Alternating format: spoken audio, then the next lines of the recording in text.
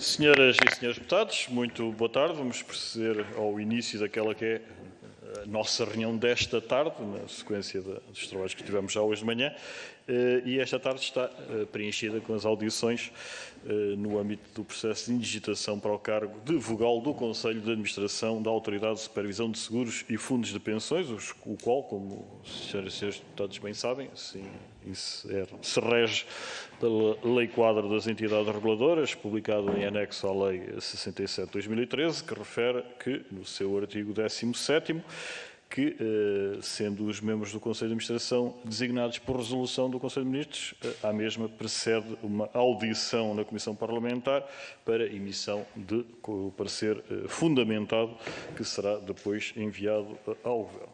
Nesse sentido, temos o gosto de contar com a presença da Sra. Doutora Adelaide Marques Cavaleiro, que agradeço, e a disponibilidade para a data que indicamos para esta audição.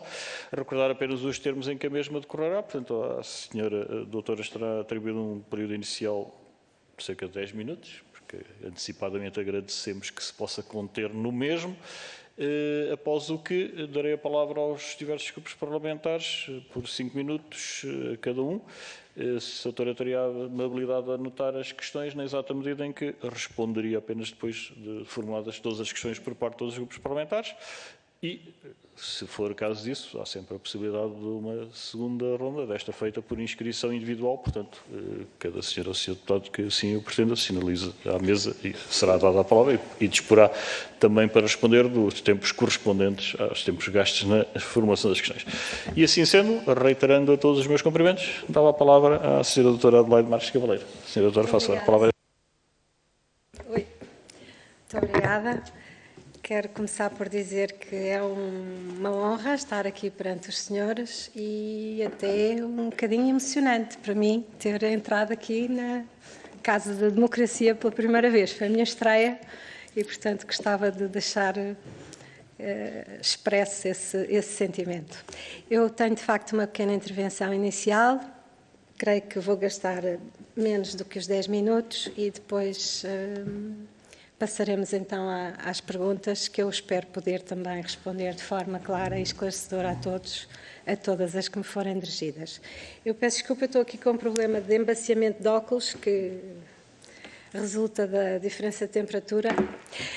Bom, Sr. Presidente, senhoras e senhores deputados, num momento de mudança e de incerteza, venho atrever-me a partilhar uma visão pessoal da ASF e do contributo que, alinhado quer com o plano estratégico já definido para os próximos anos, quer com os planos de atividades e diversos relatórios produzidos sobre o funcionamento dos setores supervisionados, creio poder dar na sua implementação e concretização. Com efeito, após uma já longa carreira com funções desempenhadas em entidades supervisionadas, creio ter podido construir uma visão pessoal e corporativa das competências, atitudes e forma de atuação que esperaria encontrar num supervisor de um país de pequenas dimensões, inserido, contudo, num grande espaço económico e concorrencial, supervisionando a aplicação da legislação nacional, mas também a transposição da legislação comunitária, muitas vezes definida e pensada para mercados de dimensão e profundidade muito superiores ao nosso. Assente na premissa inamovível de que a ASF tem como missão assegurar o funcionamento e estabilidade do mercado, promovendo a proteção dos consumidores e beneficiários da sua atividade, e que esta missão deve ser executada de forma absolutamente imparcial e independente, vislumbra algumas características organizativas e formas de atuação dos seus serviços que irei partilhar com os senhores deputados nesta ocasião. Em primeiro lugar, a ASF, como operador de excelência técnica, munido de recursos tecnológicos modernos e robustos, colocados à disposição de recursos humanos solidamente preparados do ponto de vista técnico, familiares às melhores práticas internacionais, expostos a formação contínua em temas crescentemente complexos, atentos e disponíveis para compreender e acompanhar os novos riscos, as novas tendências e os desafios macroeconómicos que se lhes deparam. Segundo, A ASF como um supervisor ágil, proativo e atento ao mercado que regula, assertivo e tempestivo nas suas respostas e na sua capacidade de prevenir e detectar riscos e condutas indesejáveis. Terceiro, a ASF como um pilar sólido da supervisão, cooperante com os seus congéneres, tanto nacionais como europeus, capaz de entender e antecipar novas realidades e macro-riscos e extrair deles a antecipação do que pode e deve ser transposto para a realidade nacional, antecipando e prevenindo comportamentos e fenómenos que possam ser lesivos dos interesses do público e do país. Finalmente, mas sem que por isso de menor importância, um supervisor capaz e com vontade de contribuir com a sua atuação e atividades para mitigar e contrariar o que considero ser uma relevante deficiência formativa da nossa população, uma infeliz iliteracia financeira que compromete as nossas funções de cidadania. Gostaria de partilhar também o que se me afiguram como os principais desafios que iremos enfrentar nos próximos tempos e, como tal, os assuntos aos quais, enquanto supervisor, penso que a ASF deve dedicar redobrada atenção e tempo de monitorização no que respeita aos seus possíveis efeitos nos setores supervisionados. Desde já, a ocorrência de fenómenos naturais, sem precedentes ao historial recente, que, como demonstrou a recente pandemia de Covid-19, introduzem fatores perturbadores de grande impacto na atividade económica em geral e no setor segurador e de fundos de pensões em particular.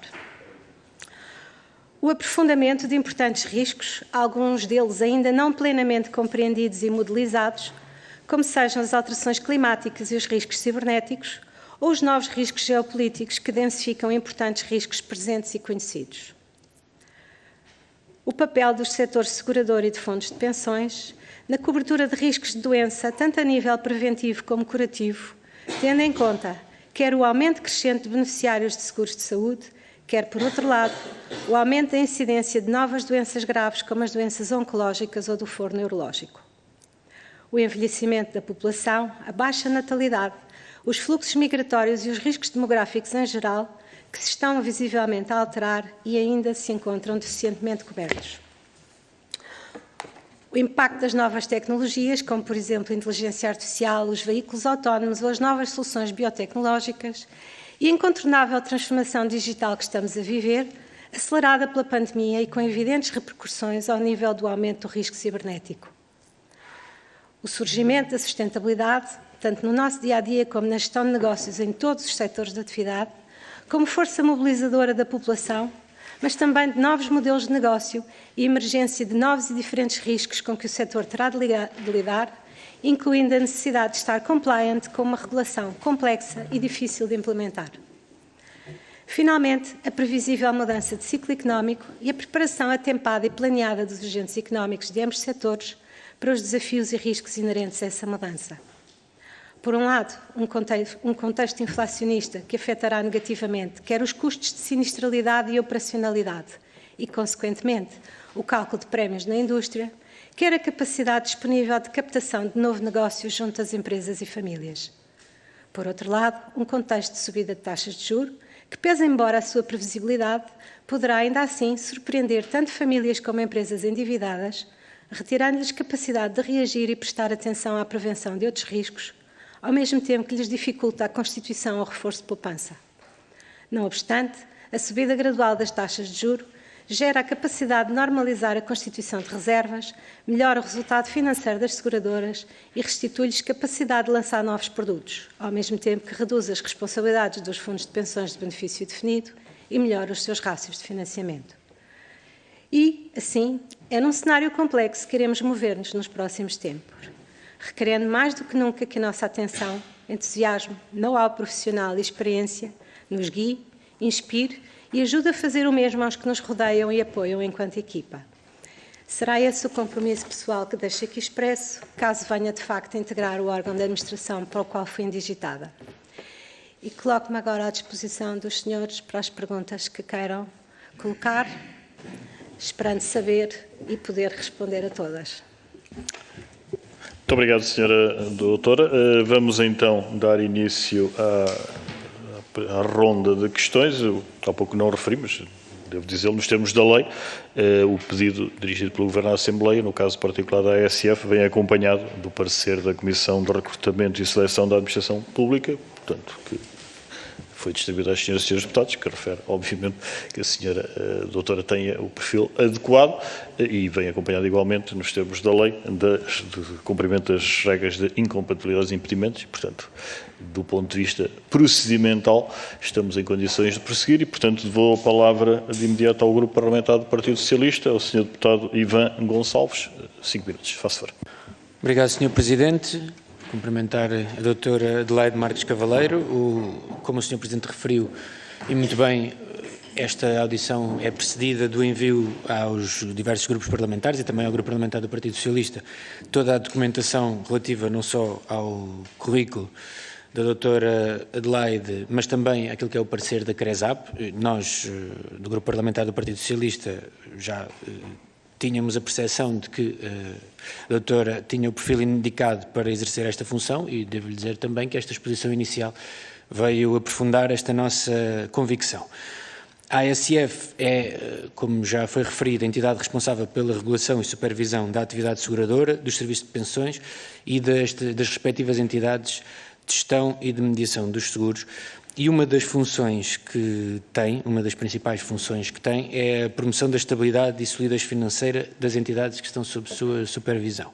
E, portanto, gostaria também que a doutora nos pudesse dar a sua percepção, a sua visão de como, sobre a sustentabilidade do sistema, de se neste momento o sistema apresenta riscos sobre riscos imediatos, ou qual é a sua apreciação geral e também, já agora, as eventuais medidas de garantia da sustentabilidade e também qual é que é a forma como vê os rácios de solvabilidade das empresas do setor. Uma outra função que a ASF tem dentro das suas principais atribuições é a proteção dos tomadores de seguro e dos beneficiários ilesados dos seguros, o que entronca diretamente com o direito que os consumidores também têm quando adquirem um seguro de serem protegidos, o que muitas vezes, e até naquela que é a percepção geral, acaba por se tornar uma tarefa difícil, complicar a relação entre quem contrata um seguro e depois, quando na hora H precisa mesmo que esse seguro seja ativado, as dificuldades com as quais é confrontada.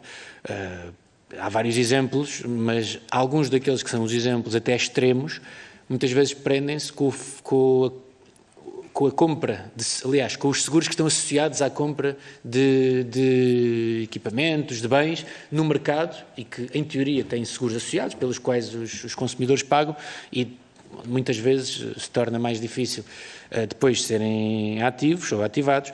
E aquilo que dou este exemplo apenas para perceber se esta é uma preocupação também da doutora Adelaide Cavaleiro, se deverá ser uma preocupação da ASF, não apenas relativamente a este tipo de produtos, mas englobando também em toda a proteção que os consumidores devem ter direito e que a ASF tem na sua missão também assegurar, melhorando aquela que é a relação, a confiança dos portugueses no sistema.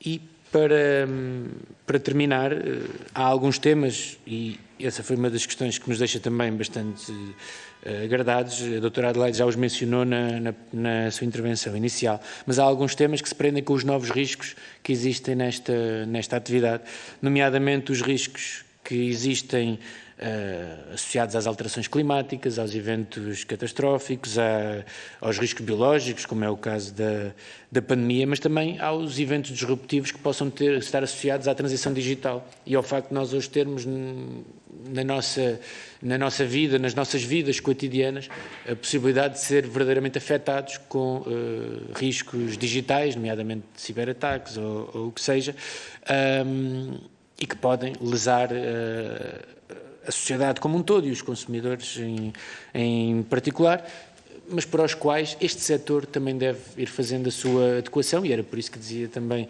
que ficamos agradados por existir essa preocupação, nomeadamente porque os danos que hoje podem ser causados são muito superiores àqueles que eram há alguns anos atrás, e gostávamos também que pudesse dar-nos a sua visão relativamente a este tema, de forma um pouco mais aprofundada, até, como referiu e bem, quando nós estamos se calhar numa era bastante próxima de podermos ter carros autónomos a circular na rua, que levantam um problema, para além de todos os problemas éticos, mas um problema prático sobre as questões até de como é que podem ser segurados, mas como falamos em carros, podemos falar em todos numa série de equipamentos do dia-a-dia nos quais a inteligência artificial e a transição digital afeta decisivamente. E, portanto, Doutora Adelaide Cavaleiro, são estas as questões que temos, e agradecendo naturalmente que nos possa esclarecer sobre elas. Obrigado. Muito obrigado, Sr. Deputado Ivan Gonçalves. Segue-se agora o Grupo Parlamentar do Partido Social Democrata. Sra. Deputada Sara Madruga da Costa, cumprimento a quem dou a palavra. 5 minutos, faça favor. Muito obrigada, Sr. Presidente. Gostaria, em primeiro lugar, de começar por cumprimentar a doutora Adelaide Marques Cavaleiro, que está aqui como indigitada para integrar o Conselho de Administração da ASF. Para além de nós defendermos a independência das entidades administrativas independentes como forma de assegurar a imparcialidade da regulação, o PSD tem vindo a defender a necessidade de uma maior especialização, neutralidade e tecnicidade da regulação. É por isso bastante importante para nós percebermos qual é o contributo que poderá dar a Autoridade de Supervisão numa altura e num contexto como o que vivemos, que é de uma grande incerteza. Incerteza que advém do atual contexto geopolítico e que tem um impacto sobre a atividade económica e a inflação e, consequentemente, também sobre a condução da política monetária, motivando a manutenção dos riscos macroeconómicos no nível mais elevado. De acordo com o painel de riscos do setor regulador que foi publicado pela ASF e que passamos a citar, a incerteza geopolítica reflete-se no aumento da volatilidade, tendo-se assistido a uma correção descendente dos preços nos mercados obrigacionista e acionista, existindo potencial para correções adicionais, dada a percepção da sobrevalorização de alguns segmentos do mercado. Estas evoluções motivam a revisão da avaliação da categoria de riscos de crédito para um nível médio-alto, enquanto que os riscos de mercado prosseguem no patamar de risco alto com tendência ascendente. Gostaríamos, pois, de perguntar à senhora doutora qual é que é a sua opinião sobre esta conjuntura e qual considera poder vir a ser o seu contributo na ASF. Em termos de projetos e áreas relevantes para o setor regulador em 2022, nós gostaríamos de saber a sua opinião sobre um conjunto de temas que vou passar também a referir. Em primeiro lugar, sobre as orientações de fit and proper, como forma de imprimir uma maior exigência nos processos internos de seleção e avaliação dos membros dos órgãos de administração e fiscalização das empresas de seguros e dos titulares de funções-chave, diretores de topo e outros responsáveis. Em segundo lugar, um tema que também já tem vindo a ser recorrente nestas audições de candidatos à ASF, a revisão do regime de solvência 2. Gostaríamos de saber qual é a sua opinião sobre esta matéria e sobre a necessidade da convergência europeia na área de recuperação e resolução de empresas de seguros e resseguros. A terceira questão que também queríamos colocar tem a ver com a implementação da IFRS 17, um processo que foi iniciado em 2020, em que se prevêem várias iniciativas, a condução de um primeiro exercício de estudo do impacto quantitativo do novo quadro contabilístico, a consulta ao mercado das versões revistas de mapas de reforte e a informação contabilística, melhor dizendo, e estatística também à ASF. Outra questão também que consideramos bastante relevante saber a sua opinião prende-se com a reforma sobre o modelo de supervisão financeira em Portugal, uma reforma que, lembramos, foi anunciada então por Mário Centeno e que continua na gaveta já desde 2019 e que achamos bastante importante perceber qual é a sua opinião sobre esta reforma do modelo de supervisão financeira em Portugal. Quanto às PEP, há muito que o setor reclama um quadro fiscal para estimular a poupança em Portugal e um quadro fiscal para pensões pan-europeias. Gostaríamos de saber se concorda com a adoção de sistemas de capitalização que complementem a componente pública das reformas onde se insere o PEP. Não considera a doutora que a baixa taxa de poupança e a inversão da estrutura demográfica que existe em Portugal obrigam a pensar num sistema de pensões que está em vigor, cuja sustentabilidade no longo prazo está ameaçada?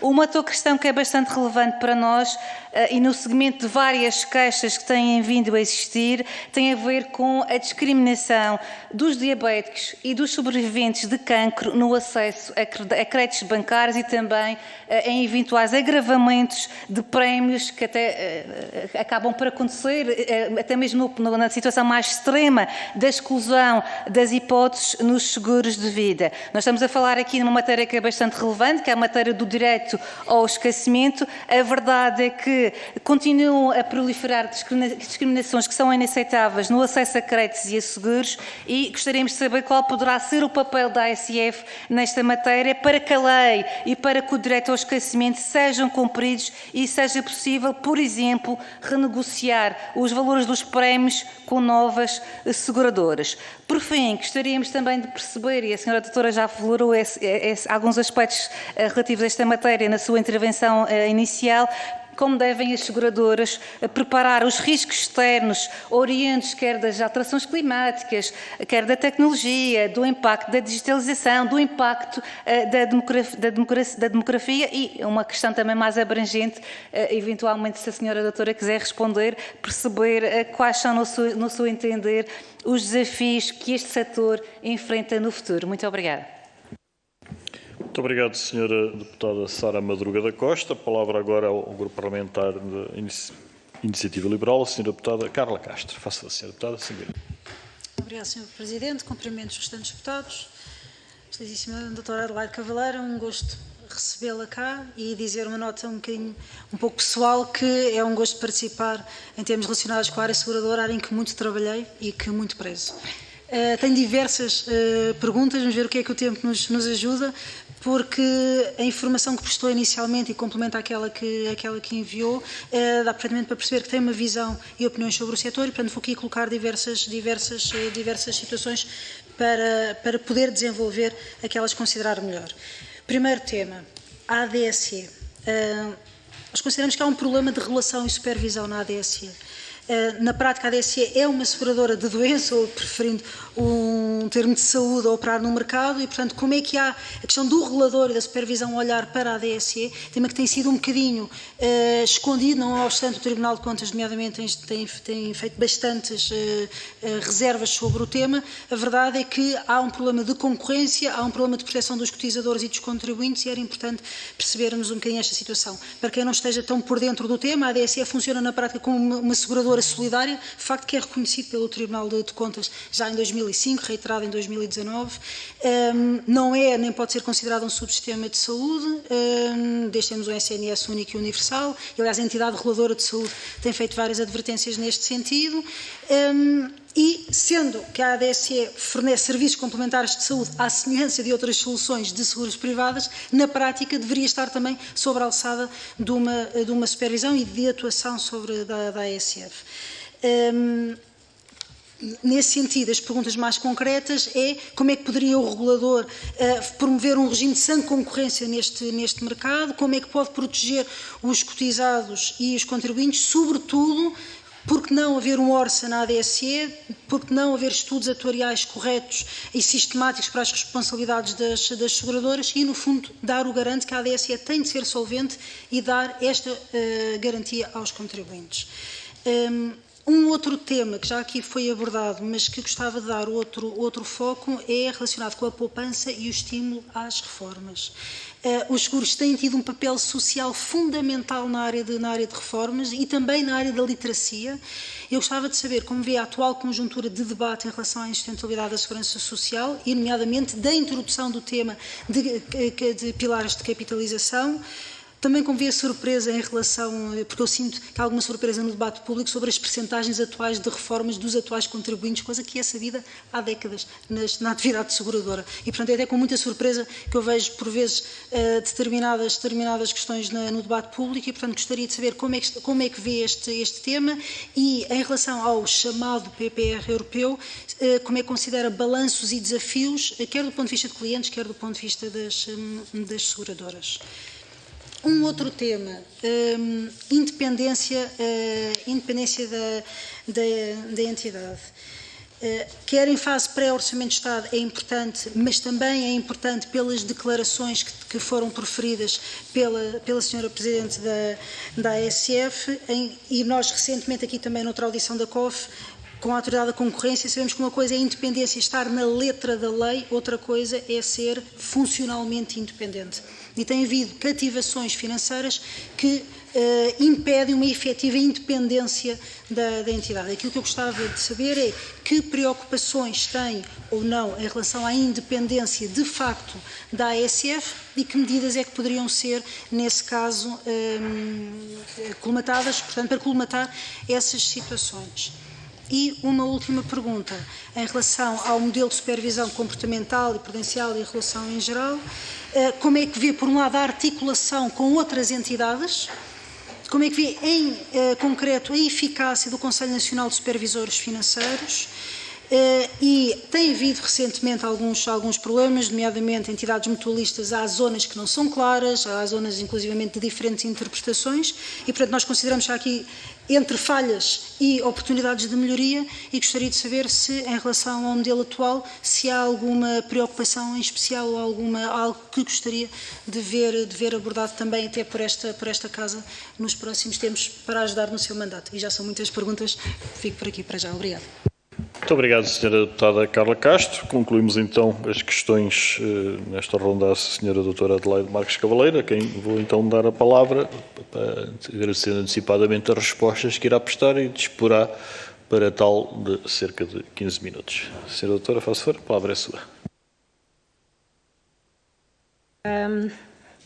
Agradeço as questões, algumas delas muitíssimo pertinentes. Espero conseguir, são de facto muitas, algumas delas bastante interessantes e teria seguramente oportunidade de ficar aqui muitas horas a discutir algumas delas.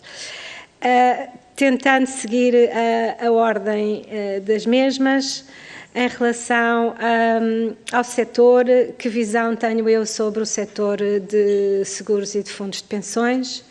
Começo por fazer um comentário prévio. A minha carreira tem sido fundamentalmente dedicada aos fundos de pensões e, mais recentemente, a outro tipo de veículos. Portanto, eu conheço menos bem o setor dos seguros e, portanto, será, caso a indigitação se confirme, será essa a minha prioridade, fazer um update legal e regulamentar a todas essas matérias, mas quer por formação, quer por tudo aquilo que tenho feito nos últimos 30 e tal anos, acompanho o setor segurador e penso que estou em condições de compreender perfeitamente bem a dinâmica do setor segurador e, sobretudo, os racionais técnicos que lhe estão subjacentes na gestão e mitigação dos diversos riscos que aborda. Mas, de qualquer maneira, gostaria de deixar claro que não é o meu ponto forte em termos regulamentares, neste momento, o acompanhamento regulamentar e legal da atividade seguradora. Como é que eu vejo o setor? Eu acho que temos um setor, quer de seguros, quer de fundos de pensões, maduro e solvente. Não vou esconder que gostaria de o ver ainda mais maduro e ainda mais solvente, mas designadamente no aprofundamento de algum tipo de produtos em que eu acho que o mercado português ainda não tem a profundidade suficiente. E refiro-me em particular a produtos de poupança de longo prazo e produtos que permitam a desacumulação de valores. Portanto, produtos de rendas, produtos que permitam a geração de fluxos financeiros depois do processo de capitalização feito. Acho que falta isso ao mercado, mas, em geral, vejo um mercado amadurecido e essa minha percepção é confirmada pelos rácios de solvabilidade, quer pelos rácios mínimos de capital, quer pelos rácios de solvência que estão publicados. Portanto, em relação às sociedades gestoras, também os rácios de solvência são muito confortáveis Não tem havido casos. Acho que é uma indústria prudente, com preocupações de dar um bom serviço e, portanto, não é uma preocupação a solvência, ou não é uma preocupação para mim, neste momento, a situação, o big picture dos dois setores. Penso que estão confortavelmente amparados em rácios quer de solvência, quer valores mínimos de capital bastante confortáveis. Temos visto concentrações do mercado, temos visto a entrada de novos operadores, temos visto o mercado português sair de um certo isolamento que tinha há 20 ou 30 anos atrás. Portanto, acho que é um mercado relativamente moderno e, por exemplo, comparando com o outro mercado que eu conheço relativamente bem, que é o mercado espanhol, acho mesmo que é um mercado que está bastante mais evoluído do que o mercado espanhol segurador. E, portanto, a minha visão é uma visão sem preocupações nesse aspecto. Em relação à proteção dos consumidores, eu vou se calhar fazer um comentário que talvez não seja politicamente muito correto. Os consumidores precisam de ser protegidos e precisam de que os contratos que lhes são apresentados e propostos sejam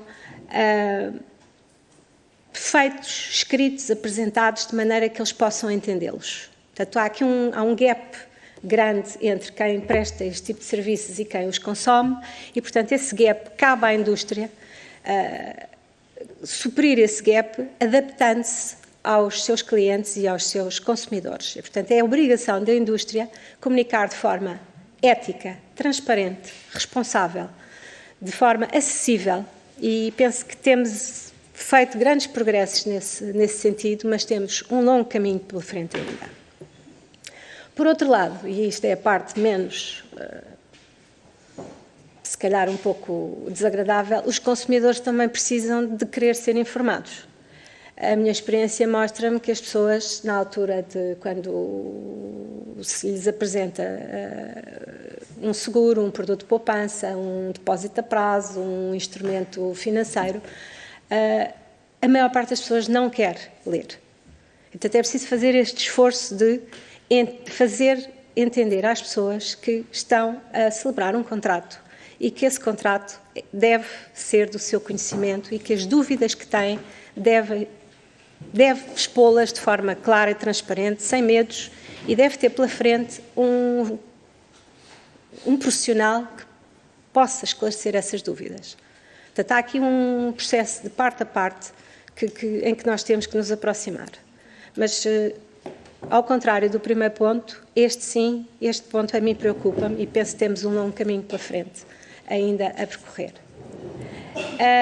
Temos um problema, em minha opinião, e vão-me perdoar-me, este é um assunto que me é muito querido e, portanto, eu falo muitas vezes nele, nós temos um problema de iliteracia financeira muito grave em Portugal, que afeta todas as gerações, todos os estratos sociais, todos os tipos de atividades e precisamos de trabalhar de forma muito consistente e de forma muito determinada para abraçar para ultrapassar este problema, que nos vai levar décadas. Vamos demorar muito tempo a conseguir fazer este trabalho. É um trabalho de grande envergadura e com enormes implicações, e escrevi na minha intervenção inicial que afeta as funções de cidadania. É uma afirmação um bocadinho forte, mas eu acredito efetivamente que é isso que se passa. E, portanto, com estes dois esforços, por um lado, os operadores com o sentido ético e com a obrigação e a sentir a obrigação de comunicar de uma forma acessível com os seus clientes e com os seus stakeholders. E, por outro lado, melhorando a literacia financeira da população, eu penso que, com o tempo, e se nos envolvermos de forma séria e metódica e consistente nestes dois ângulos deste problema, daqui a algum tempo teremos evidentes melhorias neste problema. Perguntou-me também sobre novos riscos e falou-me de riscos ambientais, de riscos catastróficos, de riscos cibernéticos. Penso que faz parte da função social dos seguros olhar para estes novos riscos, tentar compreendê-los, modelizá-los do ponto de vista matemático e estatístico, que é algo que é fundamental para se poder ter um preço aceitável. E precisamos que, nesse processo, que ter companhias que se interessem em oferecer este tipo de produtos. E, portanto, a ASF deve estar atenta ao ambiente e à emergência de novos riscos e deve promover, deve ter no seu papel uma atuação que promova a inovação, novos negócios, novas abordagens a novos fenómenos, a novos riscos e ao mesmo tempo que deve contribuir para que esses riscos sejam suficientemente entendidos do ponto de vista estatístico para poderem ser transformados em seguros com um preço razoável e solvente e que dê origem à solvência, que mantenha a solvência das companhias que os oferecem.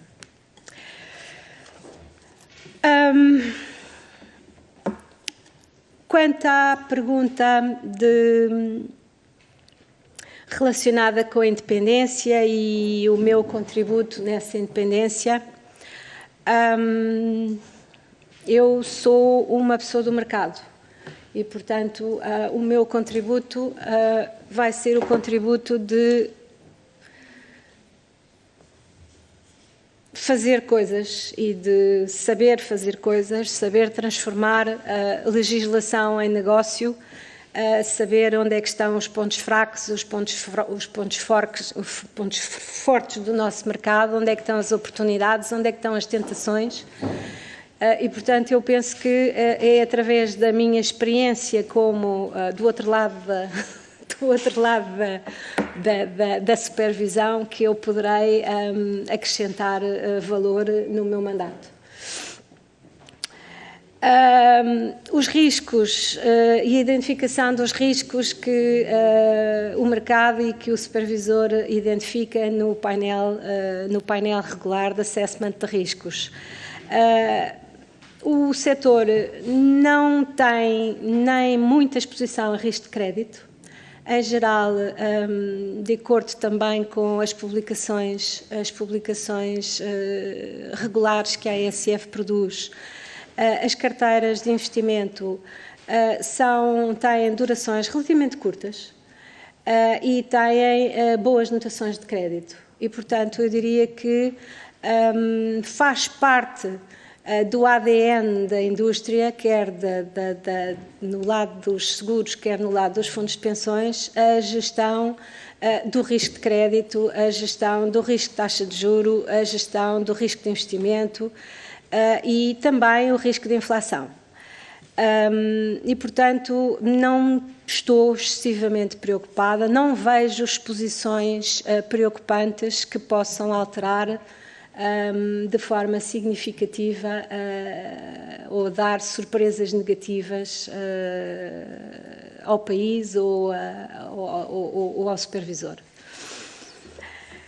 Quanto aos requisitos de fit and proper, são para mim fundamentais e são muito bem-vindos e diria até que começámos uma viagem que espero e desejo que não tenha fim e que continuemos a reforçar os requisitos de fit and proper. Seguradoras, gestoras de fundos de pensões, gestoras de ativos, bancos, sociedades de corretagem, sociedades de investimento, tudo o que compõe o mercado financeiro exige profissionais que conheçam bem o mercado, conheçam bem os riscos que esse mercado enfrenta, conheçam bem o seu negócio, os seus riscos operacionais, as suas oportunidades, as suas fraquezas e, portanto, satisfaz-me muito ver que em Portugal estamos a fazer esse caminho de especialização e de aumento de requisitos técnicos e de know-how profissional para exercer determinadas funções. Não só ao nível de conselhos de administração, como fundamentalmente toda a figura e toda a criação de figuras de função-chave, penso que são adaptações de legislação europeia que são muito bem-vindas e que em boa hora nós começamos também a adotar esse tipo de sistema de governance. Portanto, aplaudo e acho que é mesmo algo que é fundamental para que se criem sistemas de governance sólidos e robustos, algo que é fundamental para, por sua vez, contribuir para a estabilidade do sistema. Portanto, isto é um negócio técnico, é um negócio especializado e precisa de profissionais que dominem completamente aquilo que estão a fazer. Quanto às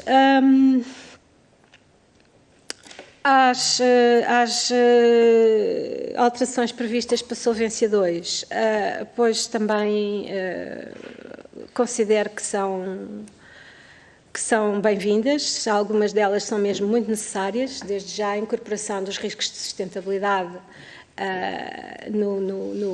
nos balanços das seguradoras nos tempos que correm é de facto fundamental.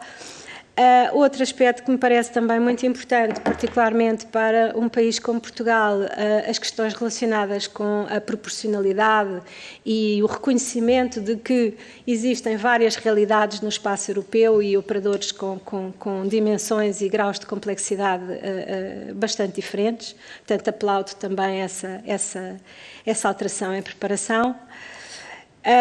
Quanto à IFR 17, confesso que ainda não conheço o suficiente do standard contabilístico.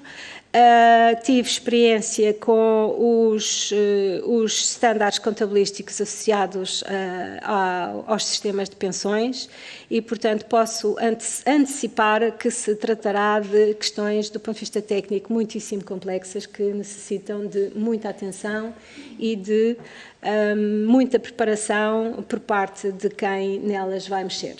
E, portanto, aplaudo também a adoção de estándares e de medidas de reporte e contabilização que sejam uniformes no espaço europeu. Penso que é uma inevitabilidade, mas uma inevitabilidade positiva, algo que contribui para o amadurecimento do nosso mercado e, portanto, diria que será com certeza algo a que vou dedicar o meu tempo e a minha atenção nos próximos tempos, com vista a entender perfeitamente quais são as consequências que o standard terá. Colocou também uma pergunta em relação à reforma do sistema financeiro e, se calhar, aproveitava e tentava também fazer a ligação. Ora bem, eu, aprofundando um pouco aquilo que acabei de dizer em relação à especialização e à necessidade de ter quadros e órgãos de gestão e funções-chave perfeitamente preparadas do ponto de vista técnico para o exercício dessas funções e a relevância dessas funções no sistema de governance. Isso declina um bocadinho também na questão dos supervisores, porque a verdade é que o sistema financeiro não é todo igual e, portanto, eu reconheço que pode haver a tentação de simplificar o sistema e de simplificar as estruturas. No entanto, acho que os três tipos de supervisão financeira que temos são muito distintos entre si.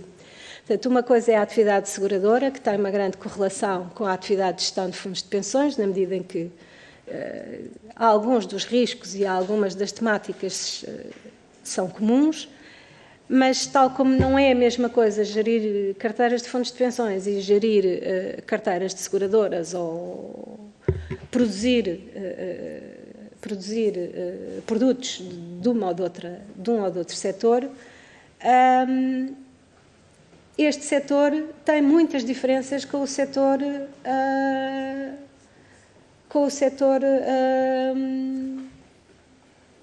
desculpem, falta-me agora a palavra correta, com uma atividade bancária tradicional, ou com uma atividade de gestão de ativos, ou com uma atividade de corretagem.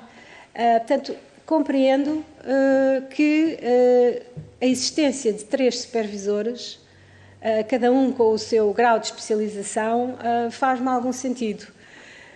Quanto ao modelo, a proposta de modelo que foi feita há uns anos e que continua por implementar, não tenho grande opinião sobre ele.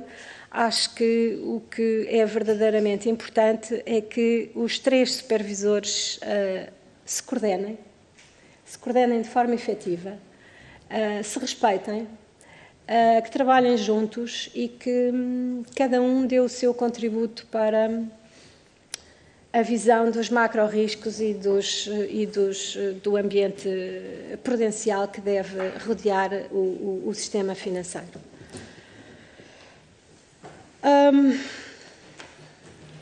Já gastei o meu tempo? Já. Ai, desculpa. Sobre a poupança de longo prazo e sobre o papel que o PEP pode desempenhar nesse pilar. Eu trabalho nesta área, vou imediatamente denunciar a minha idade, 33 anos. Desde que eu era estagiária que se discutiam as questões relacionadas com a demografia, a pressão que a demografia vai trazer ao sistema de segurança social. Há 30 e tal anos que eu vejo ser discutido esse assunto em Portugal. Vejo que é um assunto que é discutido com muita paixão, com talvez um pouco de ideologia a mais e um pouco de técnica fundamental a menos. E como cidadã, penso que hoje estamos pior do que estávamos há 30 anos, porque entretanto passaram-se 30 anos e nós pouco fizemos. E, portanto, preocupa-me pelos meus filhos, preocupa-me pelos filhos dos meus amigos, pelos jovens que eu conheço, e acho que é a altura de olharmos para as coisas com frieza. Sobre o PEP. Vou expressar uma opinião pessoal, que não vincula mais do que a mim própria. Acho que é uma excelente ideia, uma boa ideia que pode contribuir também para o amadurecimento dos diversos mercados da União Europeia. Portanto, é bom ter um produto de longo prazo e de poupança para a reforma uniformizado e harmonizado. É um produto complexo.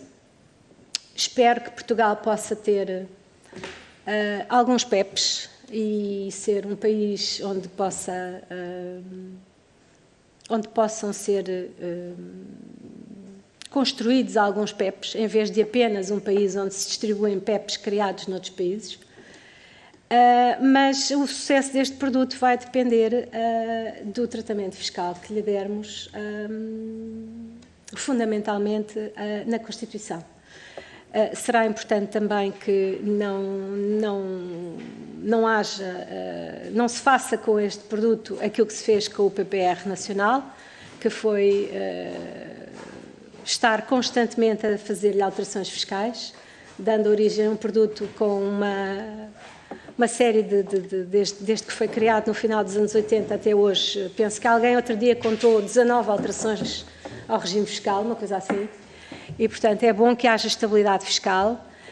Vamos estar a oferecer um produto completamente ilíquido e, portanto, temos que recompensar de alguma maneira, temos que incentivar a constituição e a adoção de poupança ilíquida, mas temos que o fazer de uma forma serena e estável.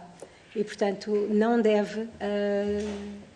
enfim, o produto é criado ao nível europeu e, portanto, através de regulamentos e, portanto, o produto vai funcionar daquela maneira.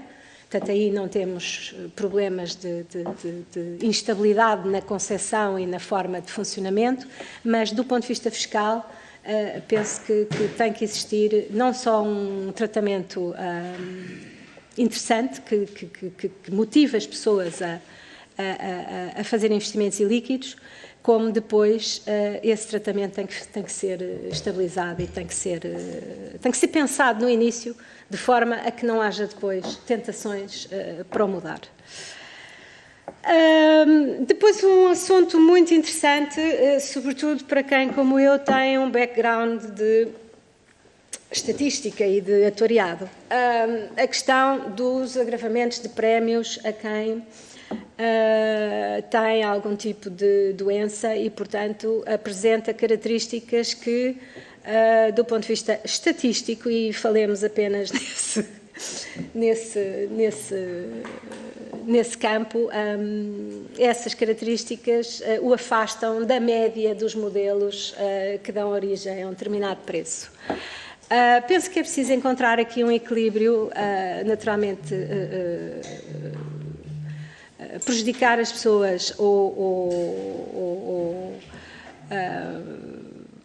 está fora de causa, mas tem que ser encontrado um modelo que também não desequilibre, do ponto de vista atuarial, o risco acrescido que determinados segmentos oferecem através da apresentação dessas características. Portanto, é uma questão de equilíbrio e de mutualização desses riscos e, portanto, acho que é um problema que, do ponto de vista técnico, deve ser relativamente fácil de resolver e que precisa de ser tratado. Para concluir, Sra. Doutora, para concluir.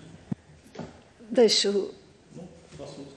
Estou a dizer 15 minutos, estamos com 25, portanto, agradeci-lhe assim, se faz favor. Mas só me faltava falar da ADSE. Faça favor, então. Porque as outras acabei por ir passando. A ADSE, pois também, de novo, partilhando uma opinião pessoal, também me faz um pouco de confusão. Como é que temos um sistema que tem um prémio definido e um benefício definido? Acho que é uma questão que precisa ser resolvida politicamente.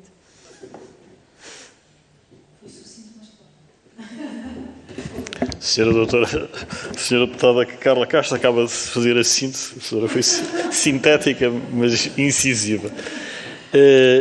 Não registro nenhum pedido de palavra, resta-me agradecer então à Sra. Doutora Adelaide Marques Cavaleiro as respostas prestadas a instâncias das senhoras e senhores deputados.